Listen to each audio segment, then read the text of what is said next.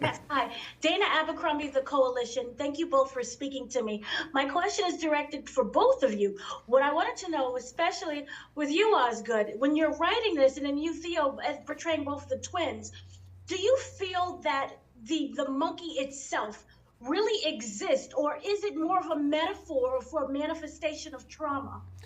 I think the appeal for me about the monkey was that it was an inert entity, like a statue, like a deity, like a idol, like a god, and that he just so happens to be there when stuff goes sideways. So I think if it's a metaphor for anything, it's just a metaphor for the natural occurrence of things. People die. Sometimes people die in insane ways. Sometimes people die in really normal ways. Sometimes it's good. Sometimes it's horrible. And the monkey kind of just beholds it. And I liked the passive quality. There was something really rich and honest about that. Oz had talked about, yes, the other side is a slight metaphorical sense of the shadow, the monkey on your back, and you said it, recently. In a way, the monkey doesn't need to exist. Potentially, there's the idea that death is happening, and that's just life, and that's kind of the thesis of the film.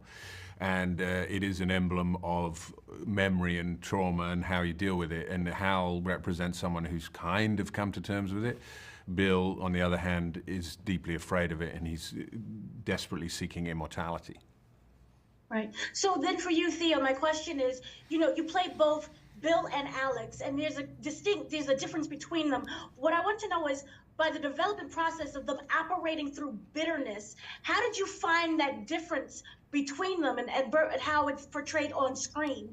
I think I came to it as Hal is operating from a place of kind of love and understanding. He's the moral compass for the film, whereas Bill is someone who came out of the womb first, and as a result, he is deeply jealous of his brother in a kind of Oedipal way, that there's another entity that would love his mother as much as he does. So his jealousy comes from the fact that he has to share his mother, and as a result, everything about his being and his jealousy and his hatred for his brother comes from a standpoint of not being loved enough by his mother. And that sounds, quite,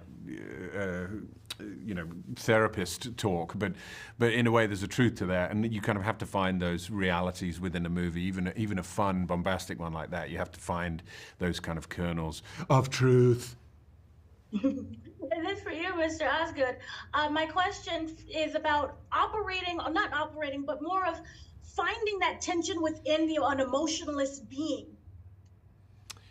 Yeah, I mean, it becomes about the people around the monkey, right? It becomes about how everyone's sort of dealing with this inevitable, immovable fact that everybody dies. And like Theo said, there's a lot of ways to sort of approach that. And there's a lot of ways. Some people are really afraid of death. Some people don't think about it. Some people obsess about it. Some people welcome it. Some cultures celebrate it, right? Cultures like ours make it like it doesn't exist, or like it's something just inherently negative. So I think it just sort of becomes this, like I said before, it's just sort of this idol to living and dying, and then you watch the people around it sort of cope with that fact.